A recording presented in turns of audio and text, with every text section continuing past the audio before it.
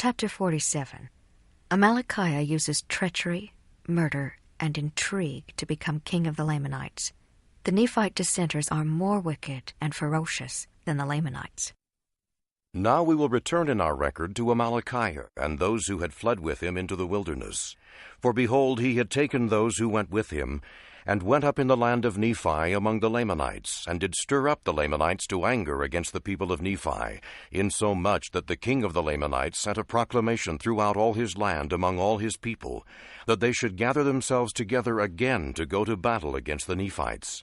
And it came to pass that when the proclamation had gone forth among them, they were exceedingly afraid. Yea, they feared to displease the king, and they also feared to go to battle against the Nephites, lest they should lose their lives.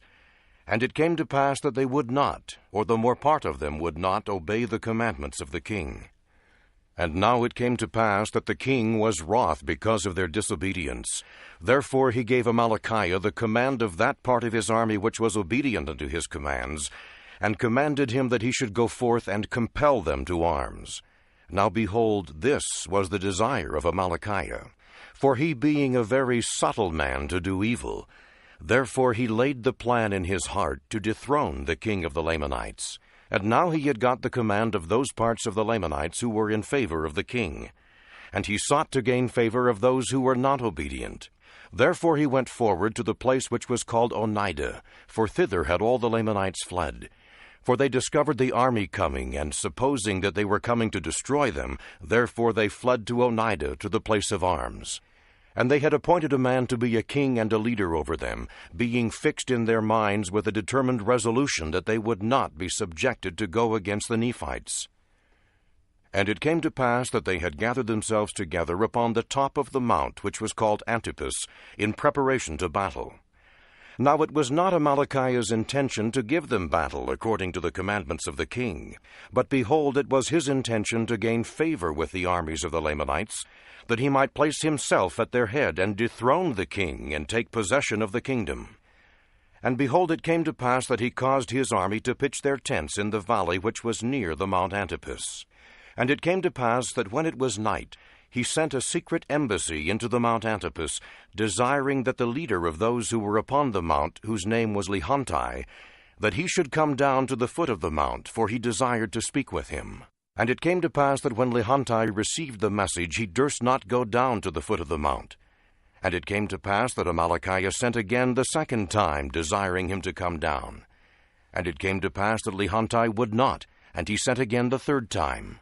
And it came to pass that when Amalickiah found that he could not get Lamanites to come down off from the mount, he went up into the mount, nearly to Lamanites' camp, and he sent again the fourth time his message unto Lamanites, desiring that he would come down, and that he would bring his guards with him.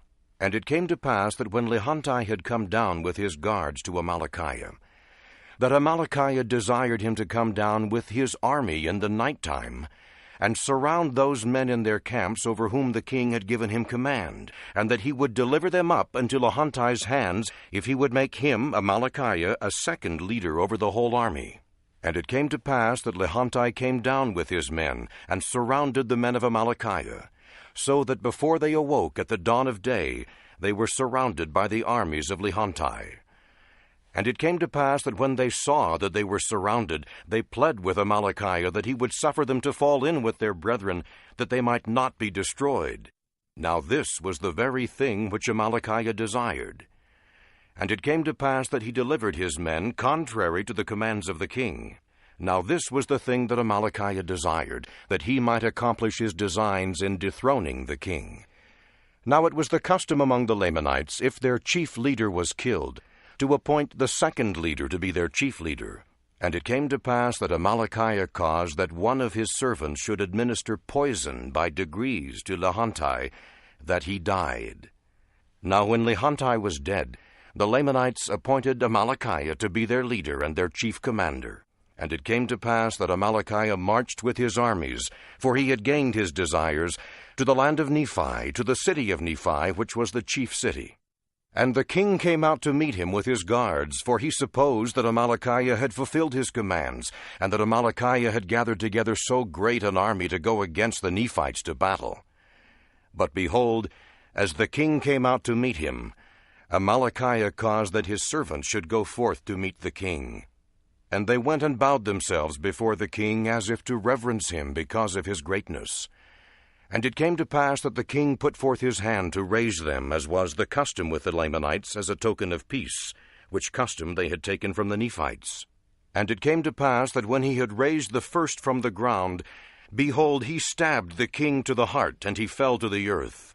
Now the servants of the king fled, and the servants of Amalickiah raised a cry, saying, Behold, the servants of the king have stabbed him to the heart, and he has fallen, and they have fled. Behold, come and see.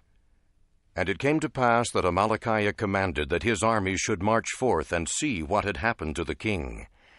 And when they had come to the spot and found the king lying in his gore, Amalickiah pretended to be wroth, and said, Whosoever loved the king, let him go forth and pursue his servants, that they may be slain.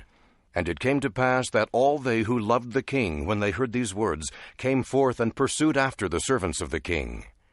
Now when the servants of the king saw an army pursuing after them, they were frightened again, and fled into the wilderness, and came over into the land of Zarahemla, and joined the people of Ammon. And the army which pursued after them returned, having pursued after them in vain. And thus Amalickiah by his fraud gained the hearts of the people.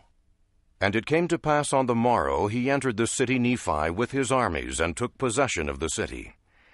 And now it came to pass that the queen, when she had heard that the king was slain, for Amalickiah had sent an embassy to the queen, informing her that the king had been slain by his servants, that he had pursued them with his army, but it was in vain, and they had made their escape. Therefore when the queen had received this message, she sent unto Amalickiah, desiring him that he would spare the people of the city. And she also desired him that he should come in unto her, and she also desired him that he should bring witnesses with him to testify concerning the death of the king. And it came to pass that Amalickiah took the same servant that slew the king, and all them who were with him, and went in unto the queen, unto the place where she sat. And they all testified unto her that the king was slain by his own servants. And they said also, They have fled.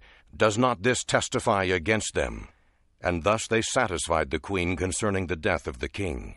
And it came to pass that Amalickiah sought the favor of the queen, and took her unto him to wife. And thus by his fraud, and by the assistance of his cunning servants, he obtained the kingdom. Yea, he was acknowledged king throughout all the land among all the people of the Lamanites, who were composed of the Lamanites, and the Lemuelites, and the Ishmaelites, and all the dissenters of the Nephites, from the reign of Nephi down to the present time.